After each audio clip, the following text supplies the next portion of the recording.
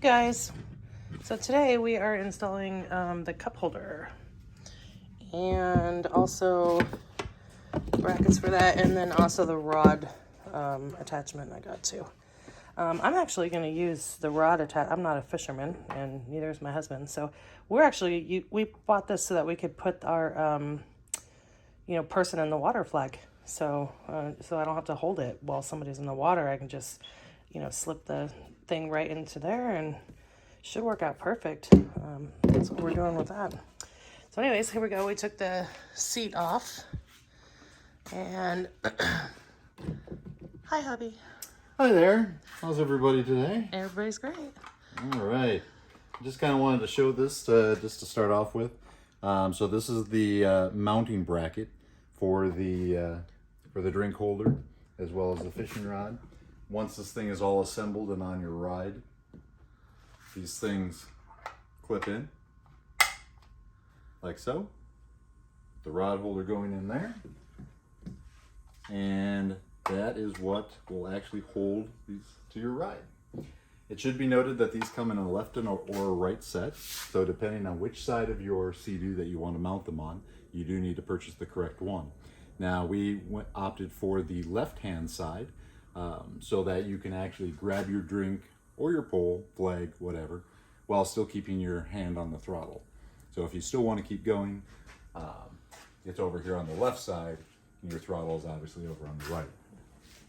Now, the mounting of this thing is, well, I'll say a bit precise. Especially with the speaker there. Yep. If you have the speaker. By the way, this is the GTI SE 170 with the audio package. So with the speaker, it makes it a little bit, you have to be right on. And actually, I think that even with the speakers gone, it has to be right on, because this actually fits the molding of this body piece precisely. It will only go in one spot. Yeah, like show them. So if you actually go over here, see how it's perfectly flush? Yeah. And you can actually slide this back and forth along this trim, and you can actually feel where it sits perfectly. And then you can see and right here, this is all nice and flush, but if you push it forward or back, you get gaps. Yeah. So just by sliding this on here, you can actually feel where it needs to go. But I would recommend, so if you actually go up to BRP instructions, they provide these templates. It's a little PDF file with templates that after you take these off, you can put these on the back side of this, and it's supposed to tell you where to drill the holes. Now, after playing with this for a couple minutes, taking a look at it, I felt a little sketchy about it, about the screw holes all ending up in the proper place, and so we're going to turn this into a two-person job for getting the screw holes ready, and I'm going to have my wife hold this in the proper position, that one proper spot where everything fits, and then we are going to mark these two holes up here with a Sharpie, and then there is another hole right down here that you can't fit a Sharpie in there, but we're just going to use a nail and just make a little mark on the plastic. So we're going to do this once all this trim panel is off, but yeah. And then once we do that, you drill 1 1/4 inch holes in these 3 spots, and they will actually bolt in from the backside. There is a 4th bolt as well that is part of this top unit, and it will actually go into the bottom of that, holding this piece together. Okay. And that will cover up the existing bolt holes that you're going to have coming through when it's all done. All right. Okay. So now that we have all of our stuff laid out and everything, the first thing that we're going to have to do is we're going to have to get this whole side panel off. This whole thing comes off, the yellow piece, the gray piece here comes off as one. It is a little bit tight, I will say, taking it off with these speakers here. Not all of these models do come with a speaker, so it's probably a little bit easier at that point. And what you will find is there's actually 3 bolts and a pop pin that actually have to come out to remove this. So you'll notice that these bolts, there are a pair of black ones as well as a silver. The silver one comes out of right here, which you can easily get to. This is a T or torque 25 bit, and that comes out right there. These two black ones actually are holding on your display cover, and they come out right here and right here. And again, these are T25 bits. The plastic pop pin, okay, is underneath inside here. Oh. So yeah, it's very hard to see. It's actually up inside here. Not quite sure if I'll be able to do this here. But if you put your finger down there, you'll feel it. And when it's in there, it'll be flat against that wall like this. Now, I was able to reach around. You will see that there's a little tiny groove where you can get a screwdriver underneath of it. I simply used my fingernail, and I was able to pull that, which releases the pressure, and then this whole piece comes out of that hole, which releases this front. Okay? Okay, so that pin is down in there Down and inside underneath and to here. the left, because I could not film that, but this is what takes off this piece right here. Okay, so once you have all of those out, pulling this apart is kind of a two-step thing. So again, you have to remove the display cover panel here, which you remove those two black bolts. This just simply lifts up and pops forward. And you'll see that just comes right off there. There's a nice little slot for everything to slide back together when you're reassembling. And you can just go ahead and set that aside. Now, once all of these bolts and the pop rivet are out, all of the rest of this basically has hook latches. So as you go to remove this,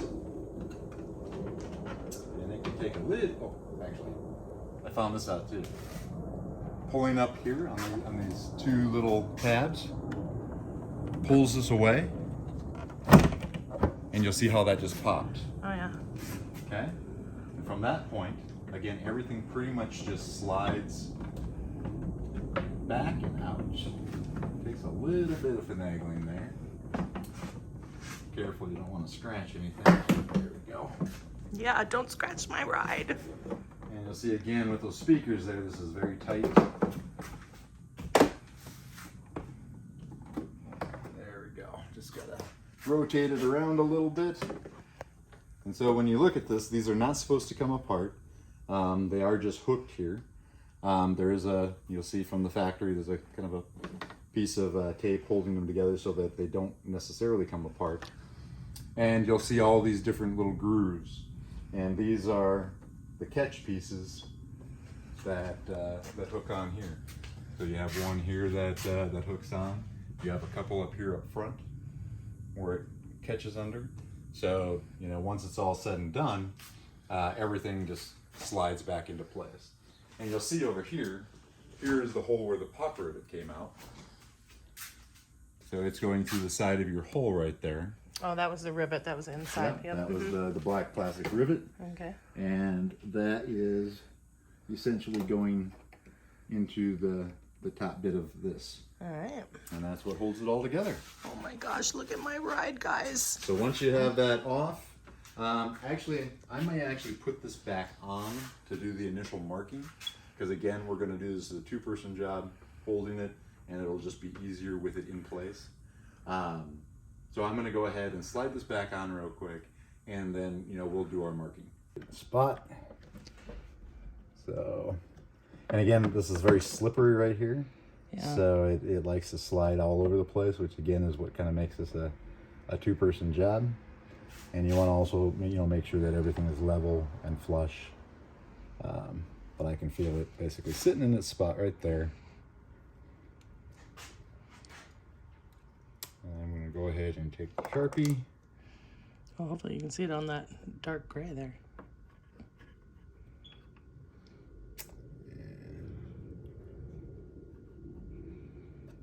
There we go, and mark that. And this is the one I'm a little more worried about. So you can't get a pin in there, but I can get this in straight. And I am just going to try to mar that plastic. He's scratching my ride on purpose. Yeah, scratching it on purpose. And hopefully good enough that I can see where it marked. So there we go. Hopefully that worked. So we got our 2 holes there. And am I going to be able to see my hole there? I don't know.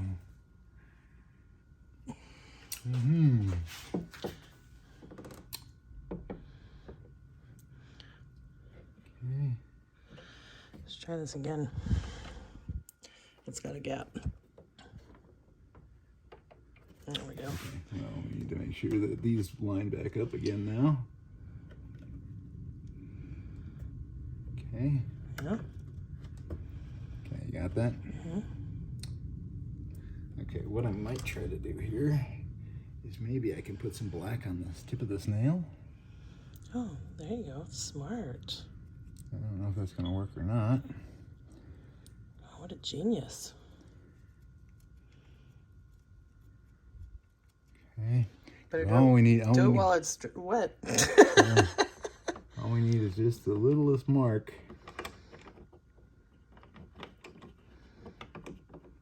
Okay. Yeah, did we get a mark? I think I can see a mark. Where? That? There's our little mark, you see? There it is. Mark, mark. Okay. Maybe mark it with your pen now that it's off. Okay. So we're going to take this off and show you the rest. We were pretty easily able to mark those 2 spots directly through the bracket itself. This one is a little bit trickier, and what we ended up having to do there is the nail that we were using to try to mark the plastic a little bit didn't really work by itself, so I actually took the Sharpie and put a little bit of Sharpie ink all over the tip, and then we put it in, and it was able to leave a nice little fine tip mark. Yep. Got that on video too. All right. Oh boy.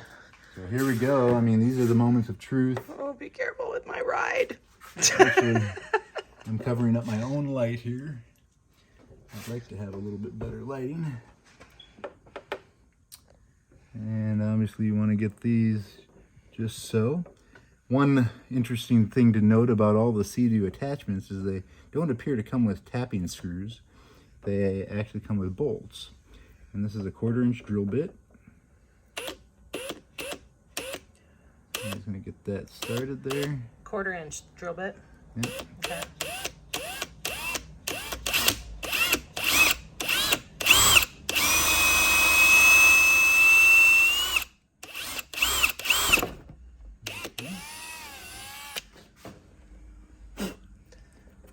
There's the first one.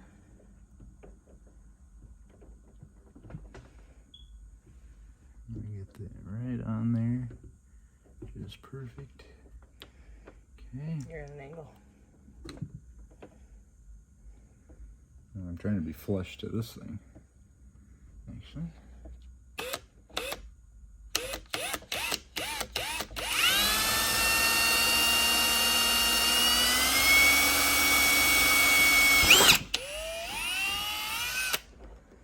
Okay. And we'll maybe take a razor and just kind of, this left a bit of a ridge there to clean that up with. All right. And then we have the bottom one.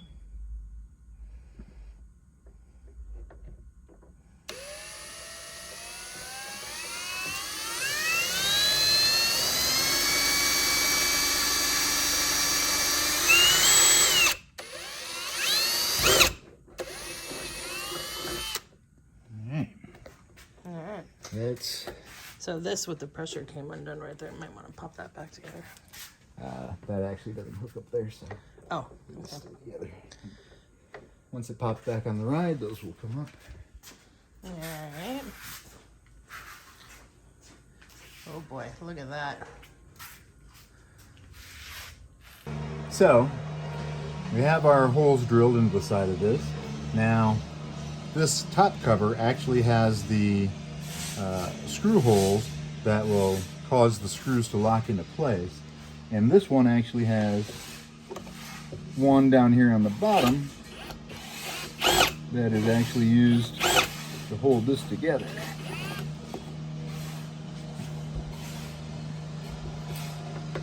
And I need to get myself situated here so I can actually see what I'm doing.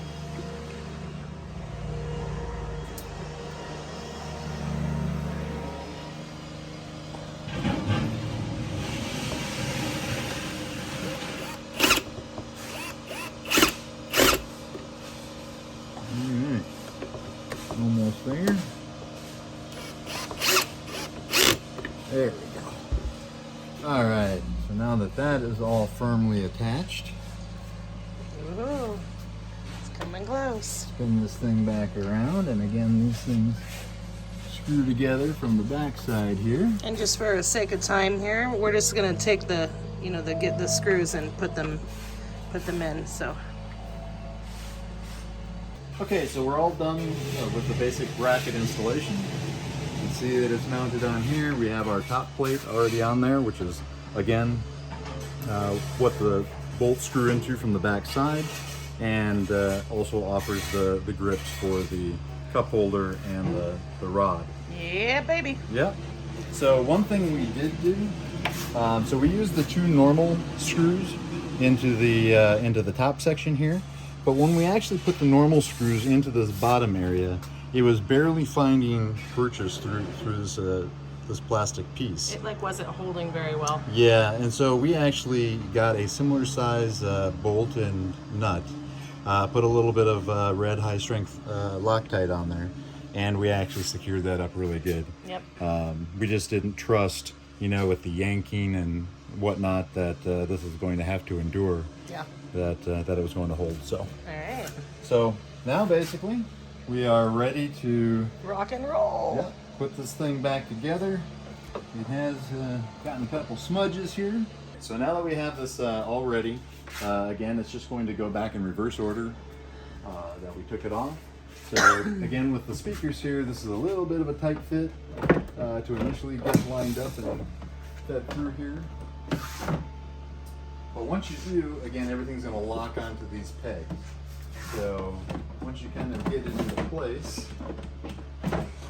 generally speaking, you can kind of see how everything lines up with the hull and whatnot here. You do got to put a little bit of pressure down on this front point to get that one to catch. Then you can just simply slide this thing forward. All of those points lock. Make sure that all your catch is caught there. And that everything lines up. Which I don't think we're lining up quite right there. So let's go ahead and try that again. I think we were a little bit low on this when we put it in there.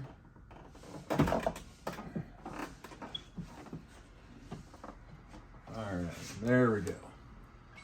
Everything lines back up for reassembly. And, well, this will actually go on. I guess we can put this on now as well. This will, once you get this into the right spot, there's a couple slots right there. You can see it's right up firm next to the steering column, and this just slaps back down into place like so. Yep. And ready to put the two bolts back in here, the one bolt back in here, and the push pin. All right. All right, so here it is. And this thing ain't going anywhere. I mean, it doesn't even wiggle. So, fun part. All right, so back hole, you just stick that in there and it clicks in place. And then we've got, this one has a bottom piece that you want to slide in this bottom part. Like that. So now, I don't know, I've heard that from some people that their cup holders fall out on a big wake, but I mean, this feels really sturdy. So Let's get a cup. So I have this is a big 32 ounce tumbler. So it fits in there nice and snug. So, I mean, I don't think that's gonna be going anywhere. So there it is, and I will tell you how it holds up. Like I said, what we're gonna do with the rod holder is we're just gonna use that for our, you know, person in the water flag, so that we don't have to hold it. So that would be pretty great. Well, I hope this was helpful for you guys. So anyways, ski safe. Later on.